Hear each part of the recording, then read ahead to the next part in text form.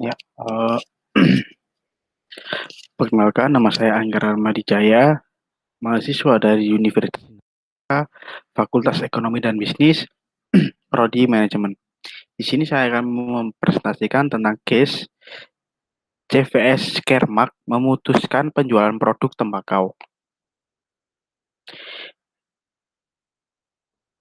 Menurut American Cancer Society, perokok menyebabkan dan menghasilkan kurang lebih 96 juta dolar biaya perawatan kesehatan dari tahun 2000 hingga 2014. Ada hubungan erat antara penggunaan tembakau dan kanker. Kesadaran masyarakat akan bahaya rokok telah menyebabkan terjadinya pergeseran norma budaya seperti merokok semakin dipandang negatif. Merokok dan kanker sangat erat kaitannya, terutama untuk kanker paru-paru, mulut, dan tenggorokan untuk pria maupun wanita. Merokok telah ditemukan menjadi penyebab setengah atau lebih kasus kanker di daerah tubuh ini. Salah satu perusahaan farmasi mengambil sikap menentang rokok dan dampak negatifnya bagi kesehatan. Pada tahun 2007, CVS bergabung dengan Kermak menjadi CVS Kermak dan melakukan kampanye reposisi atau kampanye merubah produk yang awal menjadi produk yang baru, tetapi atas nama yang sama. Selain sebagian jaringan toko obat, CVS Kermak adalah manajer manfaat farmasi yang bekerja dengan perusahaan asuransi dan pemberi kerja untuk mengontrol biaya obat atau kesehatan. Situs web CVS Kermak menyebutkan perusahaan tersebut sebagai perusahaan inovasi farmasi yang membantu orang-orang dalam perjalanan menuju kesehatan yang lebih baik, atau bisa dibilang media konsultasi ataupun berobat. Menurut CIO dan Presiden CVS Kermak, yaitu Larry Merlo, yang mengungkapkan statement mengakhiri penjualan rokok dan produk tembakau di CVS atau apotek adalah hal yang benar untuk dilakukan demi kebaikan pelanggan dan perusahaan kita. Penjualan produk tembakau tidak sejalan dengan tujuan kita, sampai membantu orang-orang menuju kesehatan yang lebih baik. Karena pemberian perawatan kesehatan berkembang dengan penekanan pada hasil kesehatan yang lebih baik, mengurangi penyakit kronis, dan mengendalikan biaya. Pada unsurnya, semua di dunia familiar dengan artinya merokok. Dan sudah terbukti bahwa beberapa negara itu ada yang melegalkan rokok, pun juga yang ilegal. Dan tingkat kematian atau resiko untuk terkena penyakit itu sangat tinggi. Dan salah satunya di Indonesia itu perokok masih dampaknya masih tinggi. Seperti itu. Rokok dan produk tembakau tidak memiliki tempat dalam pengaturan di mana perawat kesehatan diberikan. Hal ini adalah bentuk upaya yang benar untuk dilakukan.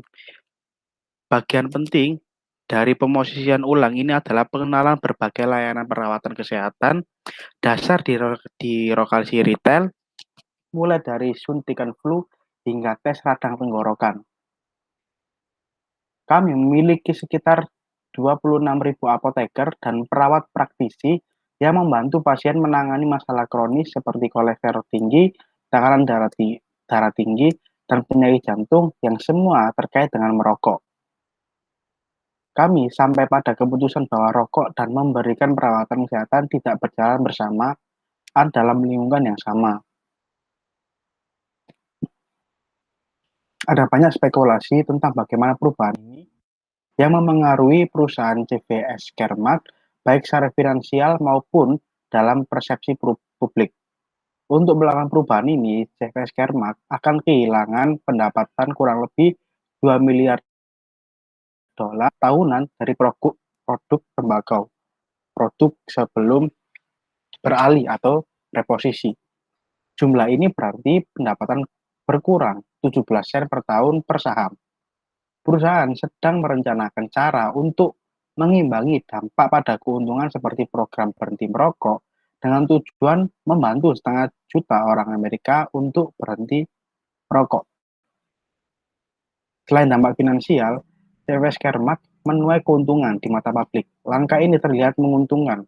Hasil polling Gallup terhadap 5.500 orang Amerika yang berusia di atas 18 tahun menunjukkan bahwa penghentian penjualan tembakau telah meningkatkan citra CVS Caremark dalam persepsi banyaknya konsumen. Dan itu didukung juga oleh kawasan atau terhadap masyarakat Amerika. Sebelum lanjut ke discussion question, saya menyimpulkan tentang sini adalah langkah baik untuk dari perusahaan CVS Caremark, di mana dia yang pada awalnya adalah perusahaan memproduksi tembakau ataupun rokok. Memang keuntungan dalam produk atau perusahaan rokok ini sangat menguntungkan bagi pihak perusahaan dan juga bagi konsumen memang terasa kayak enak untuk memakainya atau mengonsumsinya. Tetapi ada risiko yang harus dihadapi bagi pengguna perokok ini dan hal itu diabaikan oleh konsumen maupun pihak perusahaan. Eh, yang sebagaimana kita tahu di produk rokok Indonesia itu di belakang bungkusnya ada tulisan bahwa ini loh semisal merokok ada risikonya dan juga di belakangnya itu ada produk layanan berhenti merokok atau jasa konsultasi atau bisa meditasi untuk berhenti merokok atau mengurangi rokok. Uh, Lanjut langsung ke discussion question. Yang pertama, jenis strategi pemasaran apa yang digunakan oleh CVS? Menurut saya strategi pemasaran yang dilakukan CVS yaitu dengan menggunakan pemasaran konten, pemasaran media sosial, pemasaran telemarketing seperti langsung menghubungi pihak konsumen yang sudah ada nomor atau email yang sudah dicantumkan atau terdaftar dan nantinya akan hubungi lebih lanjut terkait ada produk baru dari perusahaan ini. Seperti itu. Dan kampanye reposisi. Kampanye reposisi ini adalah memberikan informasi terkait produk perusahaan lama itu sudah tidak berjalan, yang akan diganti dengan produk yang baru. Seperti itu, tapi atas nama perusahaan yang sama, tapi cuma membedakan di dalam produknya itu. Kedua, bab 2 membahas komunikasi nonverbal global yang dapat diterapkan di wilayah tertentu dan negara juga. Kategori nonverbal yang mana, apakah merokok termasuk? Termasuk. Yaitu adalah conclusion on nonverbal communication atau kesimpulan tentang komunikasi nonverbal. Nah, di mana sebagai kita tahu contoh dari kategori nonverbal ini sering kita dapati pada SPG rokok, yang di mana SPG menawarkan suatu produk rokok, semisal ada dua konsumen A dan konsumen B. Konsumen A ini tidak merokok, sedangkan konsumen B ini tidak merokok. Nah, dari SPG ini yang pertama menawarkan ke konsumen A terlebih dahulu dengan kata-kata apakah mau membeli rokok kita, ada fitur-fitur baru atau rasa baru dari rokok kita. Dan konsumen A menjawab, maaf mbak saya tidak merokok. Dan dia berkata di konsumen B, yo itu mas temannya merokok, masa ya mas enggak merokok kayak gitu. Dan itu sudah terjadi di seluruh negara kalau menurut saya, di seluruh dunia, di mana kategori nonverbal ini sering digunakan untuk semua perusahaan, tidak hanya perusahaan rokok, bisa perusahaan jasa maupun produk seperti itu. Nomor 3, bab 3 membahas beberapa budaya Amerika. Nilai-nilai merokok dapat berhubungan dengan nilai-nilai individu dari masing-masing 3 kategori. Putuskan yang mana nilai terbaik di setiap kategori tersebut. Berhubungan dengan merokok dan menggambarkan hubungan itu. Yang A adalah nilai-nilai berorientasi diri. Berorientasi lainnya. B, Nilai-nilai berorientasi lingkungan. C. Nilai berorientasi diri. Jawaban saya itu adalah nilai-nilai berorientasi lingkungan dan berorientasi diri. Yang dimana apabila dengan contoh apabila saya yang pada awalnya itu tidak merokok dan saya melihat lingkungan saya atau ya kayak circle pertemanan saya atau lingkungan di kampung saya itu banyak orang yang merokok dan saya itu sering memandangi hal tersebut dan berpikir apa sih enaknya merokok ini dan apakah ada sensasi lain apabila kita mengkonsumsi rokok tersebut dan setelah itu habis dari berorientasi lingkungan tadi itu akan terhubung dengan berorientasi diri yaitu adalah mencoba-coba untuk mengkonsumsi rokok yang dimana itu terlihat dari apa yang sudah kita lihat dari link berorientasi lingkungan tadi, seperti kita melihat orang yang merokok tadi itu, seperti itu. Perempat, menurut Anda, apa dampak keputusan CVS untuk berhenti menjual produk tembakau? A.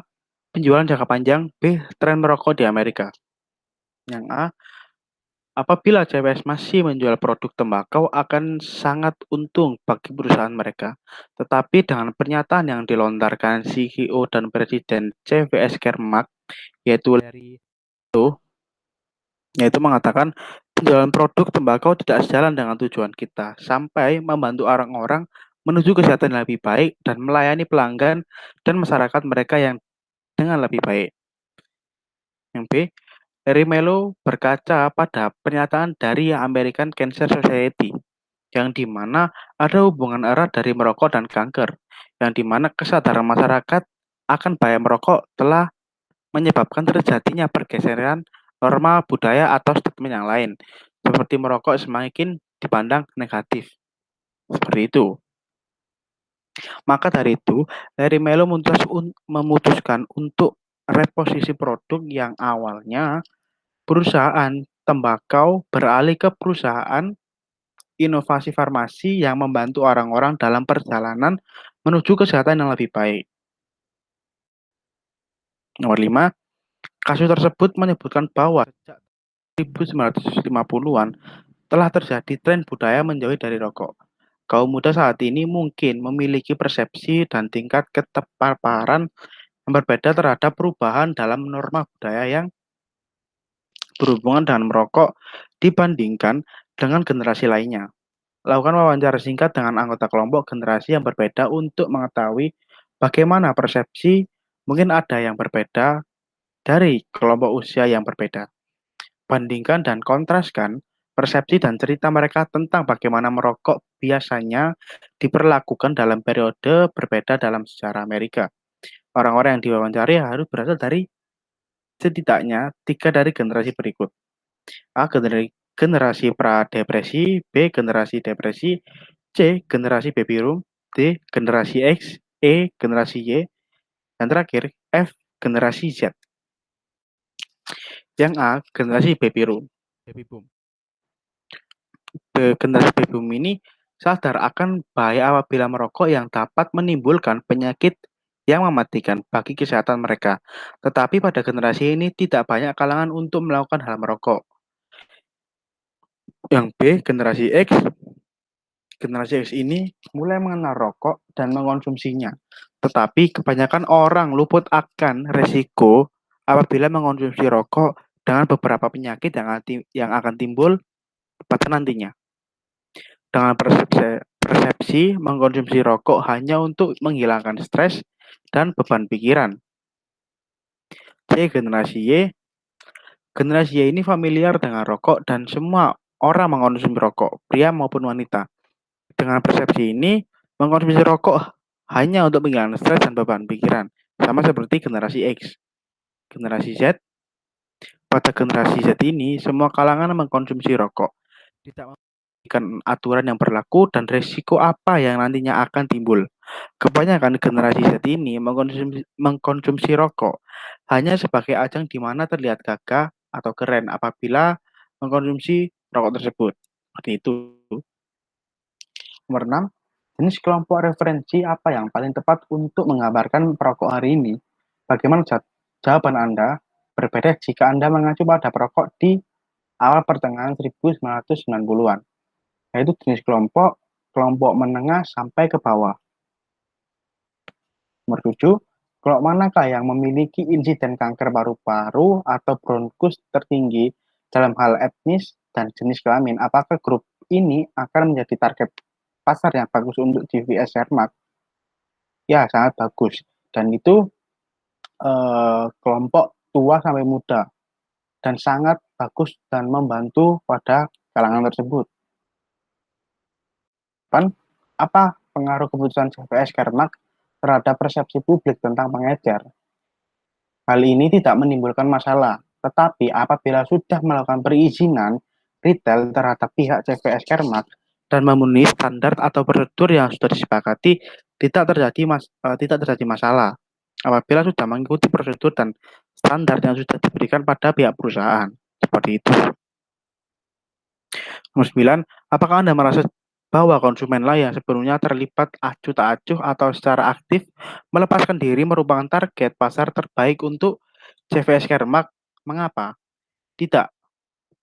Pihak CVS Kermak juga terlibat dalam edukasi perokok melalui iklan ataupun web yang sudah dimiliki, yang dimana nantinya CVS Kermak ini akan tahu sasaran atau target yang akan dituju.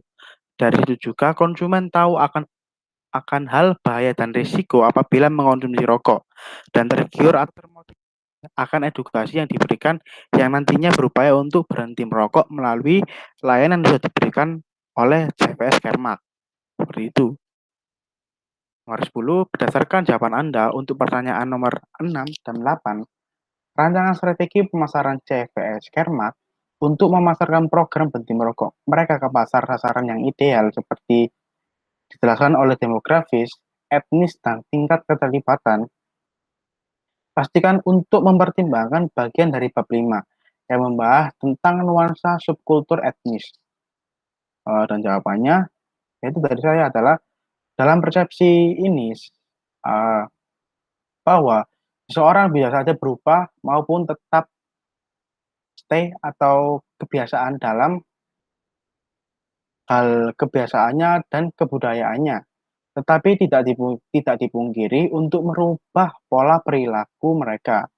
Pihak CVS juga tidak memaksa untuk konsumen memakai produk mereka yang dimana bisa merubah kebiasaan orang perokok menjadi non-perokok atau juga mengurangi rokok. Hal itu kembali terhadap keminatan masing-masing orang, apakah dia ingin berhenti menggunakan rokok atau tetap masih mengkonsumsi rokok. Seperti itu. Terima kasih atas presentasi dari saya. Mohon maaf apabila kesalahan kata maupun kata yang tergagap mohon dimaafkan. Sekian dari saya. Wassalamualaikum warahmatullahi wabarakatuh. Terima kasih.